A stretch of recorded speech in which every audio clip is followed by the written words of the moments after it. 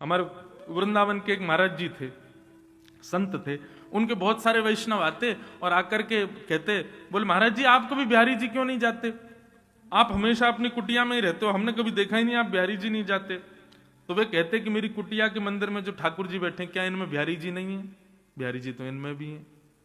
हाँ, कभी अवसर मिले तो मैं जाऊंगा, लेकिन मैं तो इनमें भी बिहारी जी को देखता हूं। ये सत्यता हमारे भीतर नहीं होती बंधु। हमको ऐसा लगता है कि हमारे लड्डू गोपाल जो है उनमें थोड़ा कम अंश है, ये वृंदावन में जो मंदिर में बिहारी जी बैठे इनमें ज्यादा अंश है। ऐसा क्यों? और इसी कारण से कई लोग अपनी सेवा में अपराध करते हैं ठाकुर जी का।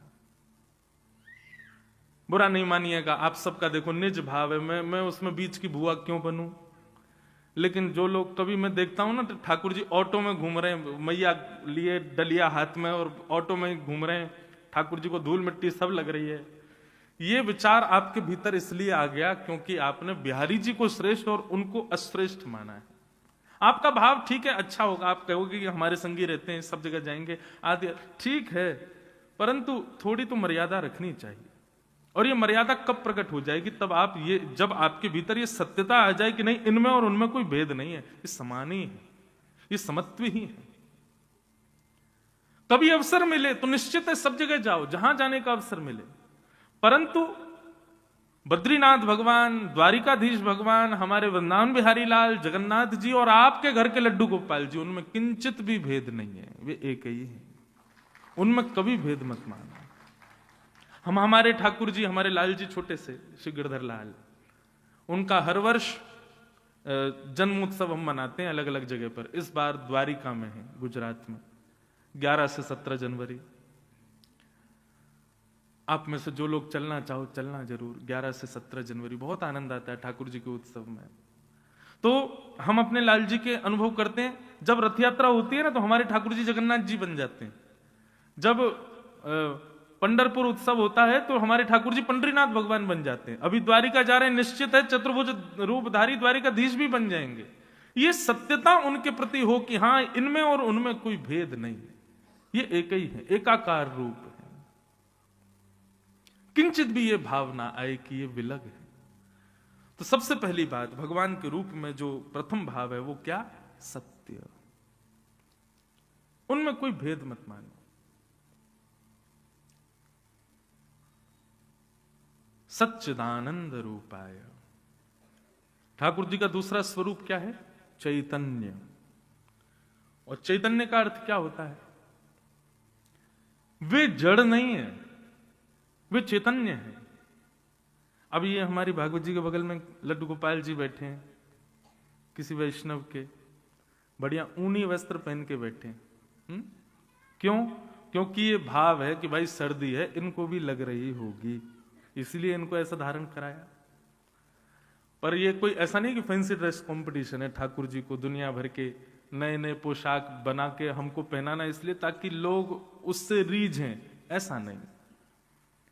किसी को रिझाने के लिए कभी भी ठाकुर जी की सेवा नहीं होनी चाहिए। आपके ठाकुर जी रीझ हैं, आप रीझ हो। गोस्वामी तुलसीदास जी महाराज ने मानस जी की रचना की और मानस जी की रचना में क्या कहा? स्वांतः सुखाय तुलसी रघुनाथ गाथा। मैंने किसी को खुश करने के लिए मानस जी को नहीं लिखा है, अपनी प्रसन्नता के लिए इसका वर्णन कर रहा हूं।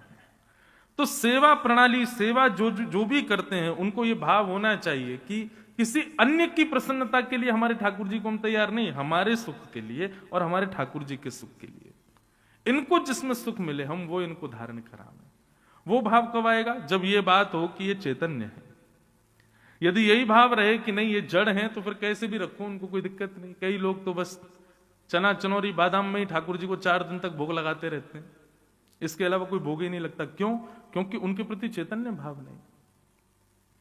दक्षिण में एक स्थान है तिरुपति बालाजी, सब लोग गए होंगे, सबको पता भी है। तो आज से हजारों वर्ष पूर्व तिरुपति में एक वैष्णव रहते थे। तिरुपति बालाजी की वो सेवा करते थे। तब इतना समृद्ध स्थान नहीं था, इतनी ज्यादा व्यवस्थाएं वहां पर नहीं थी। एक दिन जेठ का महीना, बहुत भीषण गर्मी, और क्योंकि तिरुमला पर्वत के ऊपर तिरुपति है, तो गर्मियों के समय में यदि कभी आपको जाने का अवसर भी मिले तो भी देखेंगे कि बिना किसी कारण ही आपके समस्त वस्त्र जो है गीले हो जाएंगे, इतना पसीना आता है, इतनी गर्मी दक्षिण में तो पड़ती भी बहुत है। तो जो वैष्णव सेवा करते थे उनके मन में आया इतनी गर्मी पड़ रही है, इतना गर्म मौसम हो रहा है, ठाकुर जी की नौका विहार के लिए एक सरोवर इस पर्वत के ऊपर होता तो कितना आनंद आता। हम ठाकुर जी को सरोवर में नौका विहार कराते, ठाकुर जी को थोड़ी शीतलता मिलती, आनंद आता। इतनी व्यवस्था नहीं थी, इतने लोग नहीं थे, तो दोनों दंपति पति पत्नी दोनों लिए फावड़ा और लग गए खोदने सरोवर बनाने के लिए। अब 2 लोग इतना बड़ा सरोवर बनाए तो कितनी व्यवस्था करनी पड़ेगी। बेचारे दोनों खोदते, फिर जितनी मिट्टी इकट्ठी होती उसको लेकर के जाते, दूर फेंकते। तो जो ब्राह्मण थे, उनकी जो ब्राह्मणी थी वो गर्भवती थी, उनके गर्भ में बालक था। वो जब मिट्टी उठा करके दूर कहीं फेंकने जाती तो ठाकुर जी को बड़ी पीड़ा होती। बोले कि देखो हमारे सुख के विचार के लिए दोनों कितना श्रम कर रहे हैं। वो गर्भवती माता है, उनके गर्भ में बालक है, फिर भी देखो वो कैसे लगी हैं, धूप ताप कुछ विचार नहीं करती, हमारी सेवा में तत्पर हैं। ठाकुर जी से देखा नहीं गया और ठाकुर जी इतने में ही नन्हे से एक ग्वारिया बालक बन करके आए, सांवला सा उनका रूप, और जैसे ही वो मैया मट्टी डलिया में भर के उठा के फेंकने जाती, इतने में ही वो बालक रूप में ठाकुर जी आ जाते और उनसे डलिया छिना करके स्वयं लेकर के जाते और दूर फेंक करके और फिर डलिया मैया के पास छोड़ के फिर भाग जाते। मैया बोली पता नहीं कौन नटखट बालक है, किसका बालक है, कहां से आ जाता है, मेरी डलिया उठा के भाग जाता है। पुनश्च फिर से मट्टी इकट्ठी करके जैसे ही डलिया उठाई, फिर से ठाकुर जी आ गए और फिर से डलिया छिना के और लेके जाएं और दूर पटक करके और डलिया उनके पास फेंक के फिर भाग जाएं, और वो रोकना चाहें तो रुके नहीं। 2-3 बार जब ठाकुर जी ने किया तो ब्राह्मणी ने जाके ब्राह्मण को दिखाया, बोले देखो आप मट्टी खोदते मैं भरती हूं, जैसे ही मैं लेके जाती हूं पता नहीं कहां से बालक आता है और वो पूरी डलिया लेके भाग जाता है और फेंक के और फिर कहीं अंतर ध्यान हो जाता है, कहीं चला जाता है, छुप जाता है, किसका बालक है यहां। ब्राह्मण ने बोला देखो मैं देखता हूं कौन है। जैसी डलिया में पूरा मट्टी भर के जैसे ही ब्राह्मणी ने उठाया, इतने में ही जैसे ही वो बालक आया, बालक के रूप को देखते ही उनकी करधनी जैसे ही देखी, करधनी समझते हैं, कौंधनी कमर पर जो धारण करते हैं, वो स्वर्ण की कौंधनी वही थी जो तिरुपति बालाजी ने पहनी थी। वो देखते ही ब्राह्मण समझ गए, बोले ओहो ये तो साक्षात श्री वेंकटेश भगवान आ रहे हैं। ठाकुर जी के पीछे भागे तो वो तो अंतर ध्यान हो गए, तो ब्राह्मण सीधे मंदिर में गए और मंदिर में जाकर के बोले आप क्या कर रहे हैं भगवान, आप इस प्रकार से श्रम क्यों कर रहे हैं, हम कर तो रहे हैं आपके लिए व्यवस्था, आप क्यों आ रहे हैं वहां पर।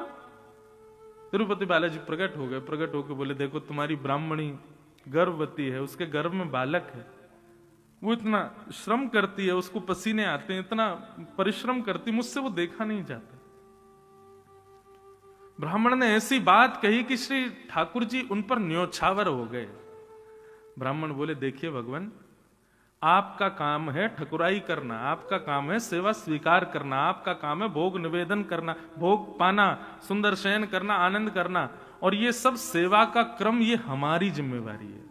तो कम से कम हमको जो सेवा का क्रम मिला है वो हमसे छीनिए मत, ये सेवा हमारी है, हमारे पास ही रहने दीजिए, ये सेवा ही तो हमको मिली है, ये भी आप ले जाएंगे तो फिर हम क्या करेंगे आपके लिए, ये सेवा तो कम से कम हमसे मत छीनिए। ठाकुर जी इतने प्रसन्न हो गए महाराज की ब्राह्मण को हृदय से लगा लिया, बोले कि तुमसे हम बड़े प्रसन्न हैं, तुम एक बार यहां हम लोगों की शिकायतें खत्म नहीं होती ठाकुर जी के आगे, जे नहीं है हम कैसे करें महाराज, अभी ऐसा चल रहा है कैसे कथा सुने, ये चल रहा है वृंदावन कैसे आए, हम इतनी शिकायतें करते हैं। और कहां वो ब्राह्मण देवता अपनी गर्भवती पत्नी को भी सेवा से विमुक्त ना होना पड़े, ठाकुर जी को डांट रहे हैं कि आप हमारी सेवा मत छीनिए, ये सेवा का अधिकार हमारा है, हमको ही करने दीजिए, ये भी आप ही करेंगे तो फिर भक्त किस काम के। ठाकुर जी ने हृदय से लगाया, बोले अच्छा ठीक है जाओ सेवा करो। जैसे ही ब्राह्मण निकल के बाहर आया तो देखा कि वहां तो एक सुंदर कुंड का निर्माण हो चुका था। ठाकुर जी ने बढ़िया सुंदर सरोवर वहीं व्यवस्थित कर दिया ताकि अब इनको सेवा ज्यादा ना करनी पड़े और हमारी नौका विहार का क्रम होने लगे। कहने का अभिप्राय, ठाकुर जी जड़ नहीं है, ठाकुर जी चैतन्य है। चैतन्य का अभिप्राय क्या है? अभी सर्दी है, आप लोग शॉल पहन रहे हो, जैकेट पहन रहे हो, क्यों? क्योंकि आपको सर्दी लग रही है। गर्मी आ जाती है, आप एसी चलाते हो, क्यों? क्योंकि आपको गर्मी लग रही है। ये क्यों? क्योंकि आपका शरीर चैतन्य है। ऐसे ठाकुर जी भी चैतन्य है। ठाकुर जी जड़ नहीं है। उनके प्रति जड़ बुद्धि मत रखो। वो दिखते जड़ हैं, वो दिखते ऐसे हैं कि पाषाण में हैं, वो दिखते ऐसे हैं कि कोई धातु में है, लेकिन वो धातु या पाषाण में नहीं है, वो साक्षात चैतन्य है। और मैं तो ऐसा कह दूं तो कोई अतिशयोक्ति नहीं, ठाकुर जी आए थे जब हमारे पास, तब जड़ थे। अब उनको चैतन्य करने की जिम्मेवारी हमारी है। अब वो चैतन्य हो, ये जिम्मेवारी हमारी है। कभी आपके लड्डू गोपाल या जो भी सेवा का क्रम आप अपने घर में करते हो, कभी उनका स्पर्श करके अनुभव हो, जैसे एक मानव को स्पर्श करने पर अनुभव होता है, वो अनुभव उनको स्पर्श करके हो, तब सोचना अब हमारी सेवा प्रारंभ हुई है। महाराज जी 60 साल से हमारे घर में ठाकुर जी की सेवा चल रही है, लेकिन जैसे 60 साल पहले थे वैसे अब भी हैं, तो इसमें क्या हुआ फिर? कोई अनुभव आपको हो। हमारे वृंदावन के श्री राधारमन लाल जी वहां के सेवायत बताते हैं कि ठाकुर जी को जब इत्र की सेवा की जाती है, पूरे दिन के खड़े ठाकुर जी दर्शन के बाद जब रात्रि में ठाकुर जी को इत्र लगाया जाता है, तो जैसे कभी कभी हमारे ऐसे रोए खड़े होते हैं ना, ऐसे ठाकुर जी को जब इत्र की सेवा होती है तो ठाकुर जी के भी रोए खड़े हो जाते हैं। अनुभव होता है कि जैसे मानो कोई चैतन्य हो। तो पहला, ठाकुर जी सत्य हैं, सत्य है। दूसरा, ठाकुर जी चैतन्य है, उनके प्रति चैतन्य भाव रखो। और तीसरा, ठाकुर जी आनंद घन है। हमारे पूज्य गुरुदेव भगवान कहते हैं कि जिसने अपनी सेवा में सत्य भाव और चैतन्य भाव प्रकट कर लिया, अपने ठाकुर जी के प्रति सत्य और चैतन्य भाव स्थापित कर लिया, उसी के ठाकुर जी फिर आनंद प्रदान करने लगेंगे। उसी के ठाकुर जी की सेवा में फिर उसको सुख मिलेगा, सुख नहीं आनंद मिलेगा। ऐसे भगवान के ये 3 रूप हैं, सत्य, चित्त और आनंद। सच्चिदानंद रूपाय, सत्य, चैतन्य और आनंद, ये भगवान के 3 रूप। इन तीनों को बंधुओं सदैव अपनी स्थिति में रखो, अपनी बुद्धि में रखो। जब भी आप सेवा करो, जब भी कहीं मंदिर में दर्शन करो, जब भी किसी तीर्थ स्थान में जाओ, इन 3 बातों को याद रखना कि ठाकुर जी सत्य हैं, वे चैतन्य हैं और वे आनंद है। दूसरी बात, विश्वोत्पत्त्यादि हेतवे। ठाकुर जी के कर्म क्या है? विश्व की उत्पत्ति करना, उसका पालन करना और उसका संहार कर देना। पहले तो विश्व को बनाते हैं, फिर उसका पालन करते हैं, अंत में उसको ध्वस्त कर देते हैं। ये ठाकुर जी के 3 कर्म हैं। तापत्रय विनाशाय श्री कृष्णाय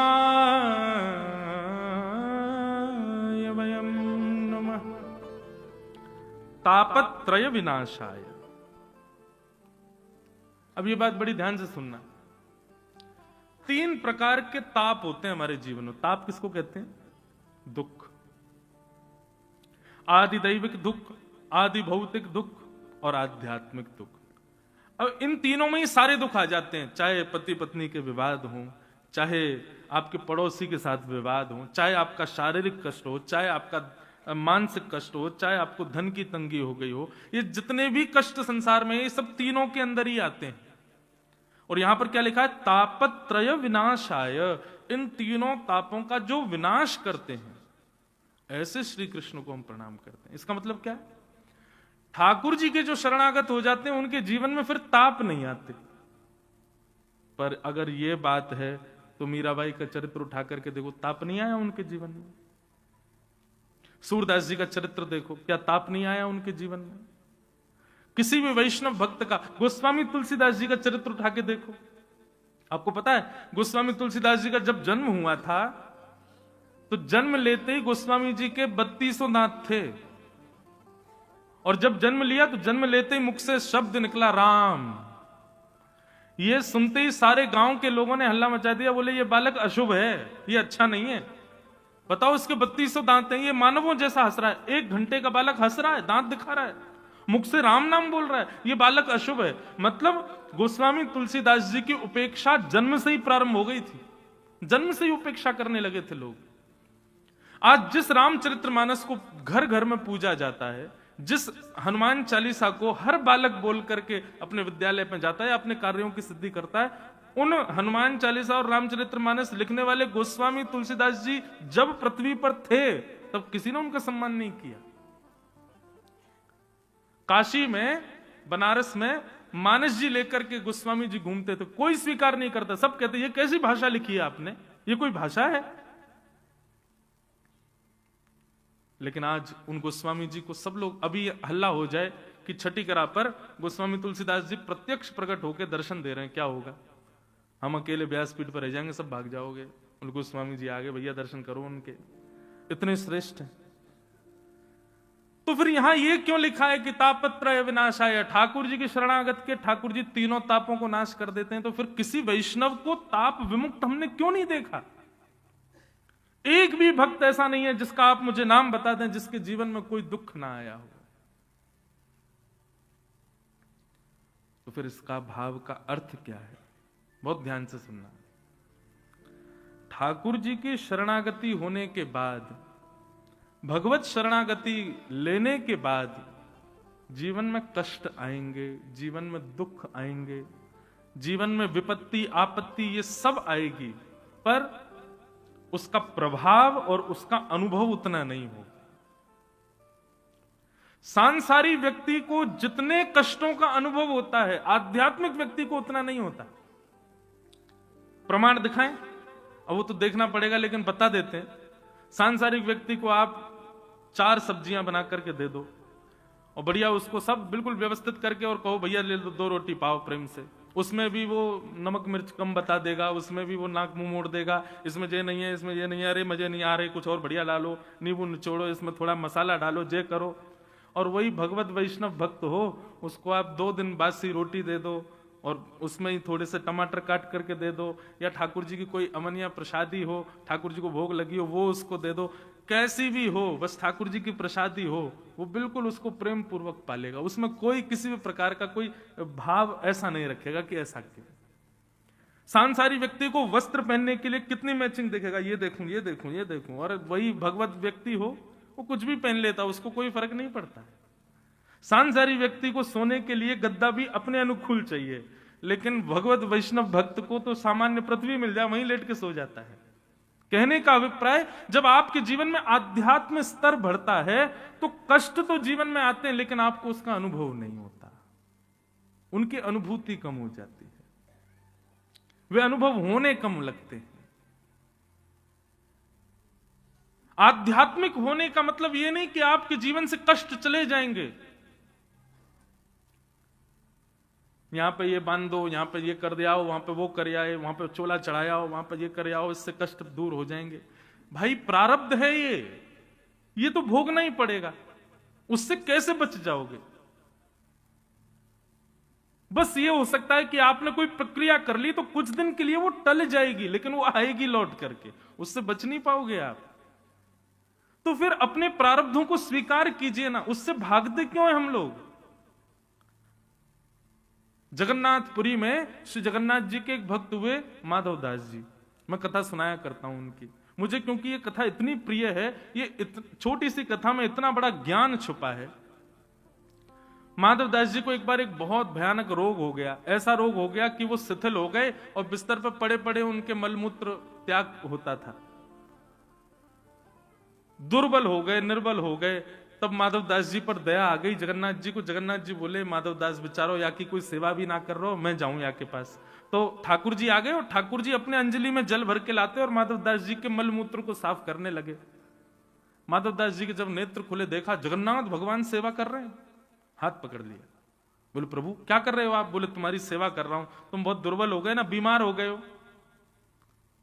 तो माधव दास जी ने कहा, आप तो भगवान हो, आप मेरी सेवा करना मंजूर मानते हो, इससे अच्छा तो मेरा रोग दूर कर दो। आप चाहो तो हो सकता है आप चुटकी बजाओ, मैं ठीक हो जाऊंगा।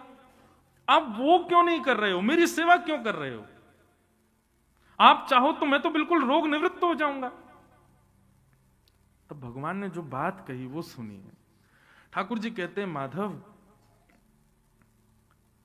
व्यक्ति संसार में अगर जन्म लिया है तो इसका मतलब है उसके प्रारब्ध बचे हैं, इसीलिए वो जन्म लेकर के आया है और वो धीरे धीरे आगे बढ़ रहा है। इसका मतलब अब वो भोगेगा। एक समय आने पर उसके जीवन में कष्ट, विपत्तियां, आपत्तियां, चैलेंजेस आने शुरू होंगे ही होंगे, क्योंकि ये उसके पूर्व के प्रारब्ध हैं, इसीलिए उसका जन्म हुआ है। लेकिन यदि वो भक्त मेरे चरणों में आके कहे कि महाराज इन सबको दूर कर दो, इन सबको नष्ट कर दो, ये जितनी विपत्ति आ रही है इनको सबको खत्म कर दो, और कहीं मैंने दया करके उन विपत्तियों को खत्म कर दिया, वो विपत्तियां खत्म नहीं होंगी, वो विपत्तियां कुछ दिन के लिए टल जाएंगी और टलने के बाद प्रारब्ध है, भोगना तो फिर से पड़ेगा। माधव, आज तुमको एक रोग हुआ, यदि मैंने इस रोग को चुटकी बजा के ठीक कर दिया ना, तो अभी के लिए तो ये टल जाएगा, लेकिन ये प्रारब्ध जो तुम्हारा बच गया, जो तुमने भोगा नहीं, उसको भोगने के लिए तुमको फिर से जन्म लेना पड़ेगा और फिर तुमको भोगना पड़ेगा। इसलिए मैं चाहता हूं कि तुम अभी निवृत्त हो जाओ, इसके बाद तुम्हारा जन्म ही ना हो। इसलिए जो कुछ भी मिल रहा है सबको भोग लो, ताकि तुम अभी निवृत्त हो जाओगे, इसके बाद तुम्हारा जन्म नहीं होगा फिर। इसलिए बंधुओं, आप अनुभव करके देख लीजिएगा। हमने तो बहुत कम आयु में अनुभव कर लिया कि वैष्णव पथ पर जो चलने लगा व्यक्ति, उसके जीवन में कष्ट सामान्य व्यक्ति से ज्यादा आता है। क्यों? ठाकुर जी जैसे ही देखते हैं कि अब ये वैष्णव हो गया, अब ये भक्ति पथ का पथिक हो गया, अब ये मेरे मार्ग पर चलने लगा, तो ठाकुर जी उसके सारे प्रारब्धों को इकट्ठा करके एक साथ भोगवाना प्रारंभ करते हैं। भोग ले सबको, सबको खत्म कर और निवृत्त होके आ जा मेरे पास। इसका मतलब क्या है? यदि आप 4-5 दिन बिना किसी विपत्ति के, बिना किसी आपत्ति के जी रहे हो, सब कुछ बढ़िया चल रहा है, जैसा सोचा था, जैसा विचार किया था, सब कुछ वैसा चल रहा है, तो घबराहट होनी चाहिए आपको। क्यों? ये आपत्ति विपत्तियां सब समाप्त हो गई, इसका मतलब आगे कोई बहुत बड़ा तूफान ठाकुर जी ने तैयार कर रखा है, आएगा। लेकिन हर दिन कुछ ना कुछ हो रहा है, हर दिन कुछ ना कुछ फेस कर रहे हैं हम, तो इससे भी प्रसन्न हो जाना। क्यों? ठाकुर जी निवृत्त कर रहे हैं, अब धीरे धीरे सब खत्म हो रहा है, स्वीकार करो। तापत्रय विनाशाय, ठाकुर जी तापों को विनाश नहीं करते। ठाकुर जी तापों का जो असर हमारे ऊपर होता है उससे हमको निवृत्त कर देते हैं। एक प्रकार से आज की भाषा में मैं कहता हूं कथाओं में कि भक्ति क्या है? भक्ति एनेस्थीसिया का इंजेक्शन है। उसको लगने के बाद व्यक्ति सुन्न हो जाता है। जैसे एनेस्थीसिया लगा, फिर चाहे डॉक्टर काट दे, पीट दे, कुछ भी कर ले, आदमी को कुछ पता नहीं चलेगा। देखो, क्रिया तो हो रही है, ऑपरेशन तो हो रहा है, काटा तो जा रहा है, रक्त तो निकल रहा है, लेकिन उसको पीड़ा नहीं हो रही है। क्यों? सुन्न हो गया। ठीक वैसे ही भक्ति भी एनेस्थीसिया की तरह। एक बार यदि आप भक्ति पथ के, वैष्णव पथ के अनुगामी बन गए, विपत्तियां जीवन में आएंगी लेकिन आपको अनुभव नहीं होगा। उसकी इतनी ज्यादा कष्ट स्मृति में नहीं आएगा। बाकी हम सब गाते हैं, ब्रज के नंद लाला, राधा जी के सांवरिया, सब दुख दूर हुए जब तेरा नाम लिया।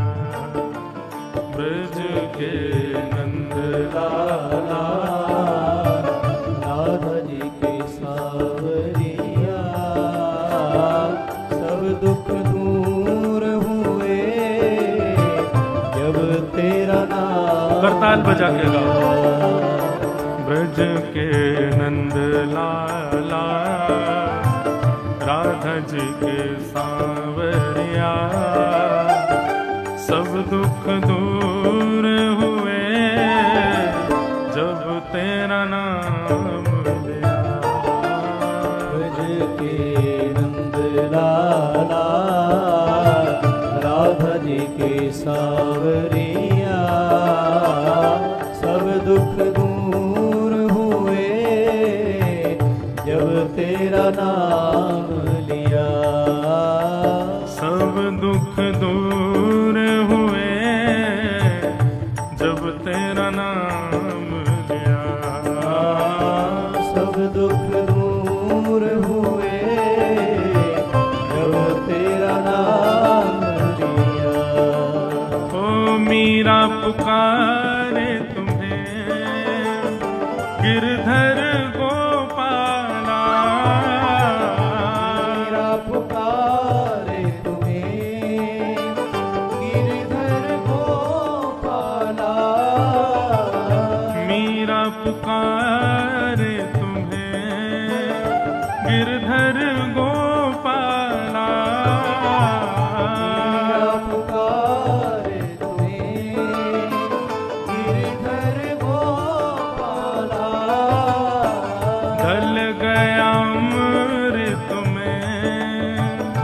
विष का भरा प्याला बन गया अमृत में विष का भरा प्याला।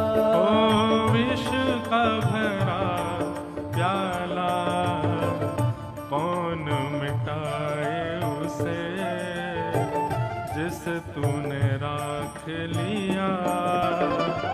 सब दुख दूर हुए जब तेरा नाम लिया। सब दुख दूर हुए जब तेरा नाम लिया। ओ ब्रज के नंद लाला राधा जी के सांवरिया। सब दुख दूर हुए जब तेरा नाम लिया।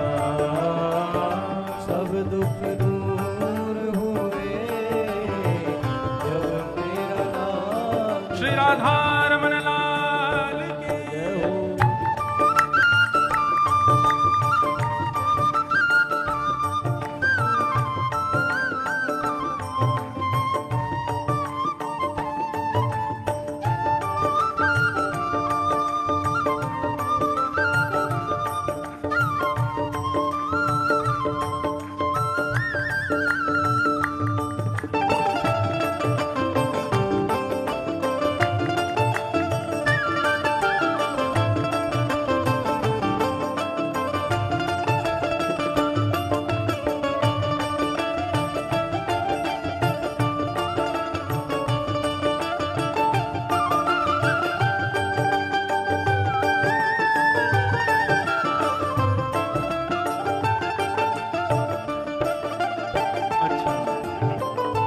वृंदावन की सीमा से बाहर के लोगों के दुख बहुत सारे हो सकते हैं, पर वास्तविक में ब्रजवासी का एक ही दुख है। और वो कष्ट क्या है, वो पीड़ा क्या है कि हे नाथ, कब हमें आप युगल स्वरूप में दर्शन दोगे। बस दर्शन की पीड़ा है। ब्रजवासी तो महाराज बिहारी जी से भी जाकर के यही कहें, ए हो विधिनाथ तो पे अचरा पसार मांगू, जन्म जन्म दीजो याही ब्रज बसिवो। हे विधाता, यदि तू हमसे ने एक प्रसन्न है गए हो तो भैया ने कृपा कर दियो, हमें दोबारा तो ब्रज में ही जन्म दे दियो। ब्रजवासियों की तो एक ही पीड़ा है कि ठाकुर जी आप बस हमको दर्शन दे देना, और कोई चाह नहीं है ठाकुर जी से। ब्रजवासी और कोई कामना नहीं करते, हम भी यही कामना करेंगे ठाकुर जी से। देख रहे हो तुम मेरे दुखड़े सारे, देख रहे हो तुम मेरे दुखड़े सारे। देख रहे हो तुम मेरे दुखड़े सारे। देख रहे हो तुम मेरे दुखड़े सारे। कब दर्शन दोगे मेरी आंखों के तारे। अब दर्शन दोगे मेरी आंखों के तारे। ओ मेरी आंखों के तारे। ओ अधर पे मुरली है, कांधे पे कामरिया। सब दुख दूर हुए जब तेरा नाम लिया। सब दुख दूर हुए जब तेरा गाओ। नाम लिया। ओ ब्रज के नंद लाला राधा जी के सांवरिया। सब दुख दूर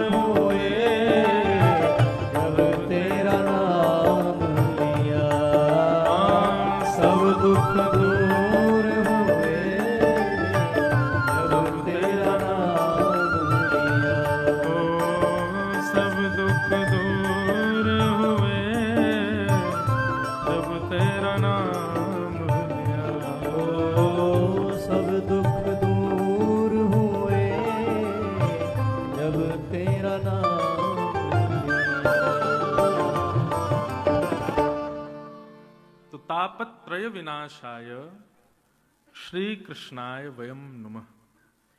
तो इस बात को आप लिख लीजिए, ठाकुर जी कष्ट दूर नहीं करेंगे। आप यदि उनके शरणागत हो गए तो पीड़ाएं दूर नहीं होंगी, बस पीड़ाओं का अनुभव कम होगा। और जैसे जैसे इस भक्ति मार्ग में आगे बढ़ेंगे, आध्यात्म मार्ग में आगे बढ़ेंगे, तैसे तैसे सांसारिक विपत्तियां कम होती चली जाएंगी। फिर विपत्तियां बदल जाएंगी। अभी विपत्ति क्या है? अभी विपत्ति सांसारी है। ऐसा हमने सोचा था, नहीं हो रहा, विपत्ति लग रही है। बेटा कोई ये काम नहीं कर रहा, विपत्ति लग रही है। बेटी से ऐसी अपेक्षा थी, नहीं मान रही, विपत्ति लग रही है।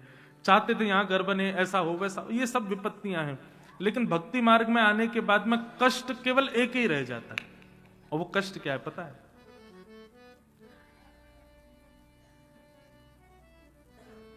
विपदो नैव विपदः संपदो नैव संपद विपद विस्मरणं विष्णो संपद नारायण स्मृति। भक्ति मार्ग में आने के बाद केवल एक विपत्ति रह जाती है। भोजन नहीं मिला, ये विपत्ति नहीं। धन नहीं मिला, ये विपत्ति नहीं। ये नहीं हुआ, ये विपत्ति नहीं। तब तो एक ही विपत्ति है, क्या? हम रोज बिहारी जी दर्शन करने जाते हैं, आज नहीं जा पा रहे, ये विपत्ति। हम हर दिन वृंदावन को याद करते हैं, आज वृंदावन की याद क्यों नहीं आ रही, ये विपत्ति। हम रोज कथा सुनते हैं, लेकिन आज कोई कथा क्रम में जाने का अवसर ही नहीं मिल पा रहा, ये विपत्ति। हम नित्य अपने ठाकुर जी की सेवा करते हैं, लेकिन आज किसी कारण से मुझे कहीं जाना पड़ रहा है, मैं सेवा नहीं कर पा रहा, ये विपत्ति। भक्ति मार्ग में आने के बाद विपत्तियां बदल जाती हैं। फिर ठाकुर जी से संबंधी भाव ना मिलने पर विपत्ति लगती है। फिर संसार की स्थिति विपत्ति नहीं देती।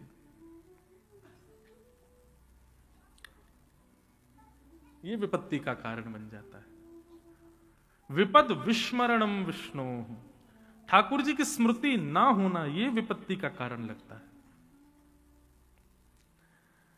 तो बंधुओं, ये बात आप समझ लें कि आध्यात्मिक होने से कष्ट जीवन से नहीं जाते, आते हैं, बस उनका अनुभव नहीं होता। हमारे ब्रज में गाते हैं, ऐसो दुख दीजो ही माहि, कैसो दुख बिनु पद कंज छटा दृग देखे, को सुहावे नाही, को सुहावे नाही, ऐसो दुख दीजो ही माहि। दुनिया की कितनी भी सुंदरताएं दिख जाए, लेकिन जब तक युगल बिहारी ना दिखें, जब तक राधा वल्लभ लाल ना दिखें, जब तक बिहारी जी ना दिखें, तब तक नेत्र व्याकुल ही रहें। हनुमान जी महाराज एक दिन रो रहे थे। राम जी ने जाके पूछा, क्यों रो रहे हो? हनुमान जी बोले, दर्श बिन दुखन लागे नैन, आपके दर्शन के बगैर मेरे नेत्रों में बहुत दर्द होता है ठाकुर जी। राम जी बोले, तुम पूरे दिन तो हमारे संगी रहते हो, फिर क्यों दर्द होता है? बोले, दिन में तो रहता हूं, लेकिन रात में नहीं रह पाता ना। रात में तो आप कनक भवन में चले जाते हो, वहां सीता जी के संग रहते हो, सखियां रहती, मेरा तो वहां प्रवेश ही वर्जित है। पूरी रात आपको देखे बगैर मैं जीता हूं, तो मेरे नेत्रों में बहुत पीड़ा होती है ठाकुर जी। राम जी बोले, अब भैया वो तो आज्ञा तुमको सीता जी से ही लेनी पड़ेगी। हनुमान जी सीता जी के पास गए, बोले, मैया आप रात में कनक भवन में, राम जी जब भीतर जाते हैं, मां मुझे भी ले चला करो। सीता जी बोली, कैसी बात कर रहे हो? अरे भैया, वो हमारा निज महल है, वहां कोई नहीं आता, वहां पिताजी माता जी का भी प्रवेश नहीं, तुम कह रहे हो तुमको ले जाएं? बोले कि 2-4 दिन और आपने अगर मुझको रात्रि में नहीं बुलाया ना कनक भवन में, तो मेरे प्राण ही निकल जाएंगे। क्यों? बोले, मैं रात भर प्रार्थना करता हूं, हे सूर्य नारायण तुम प्रकट हो जाओ, हे गुरुदेव प्रकट हो जाओ, कब सूर्योदय हो और कब राम जी बाहर आए। रात मुझसे झिलती नहीं है, मैं रात भर राम जी को देखे बगैर मुझसे रहा नहीं जाता। कैसी व्याकुलता हनुमान जी की। अब ये विपत्ति होती है वैष्णव की। वैष्णव को फिर सांसारिक विपत्तियां नहीं सताती, उसको ठाकुर जी से किसी भी रूप में विमुख किया जाएगा, वो उसके लिए विपत्ति। हम